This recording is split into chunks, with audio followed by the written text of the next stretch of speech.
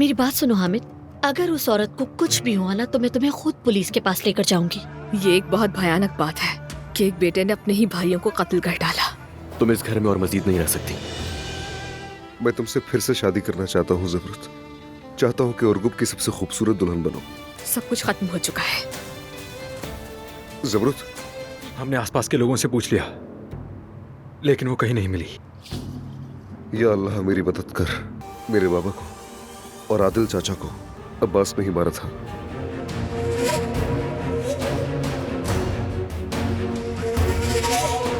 भाई ऐसा ना करें।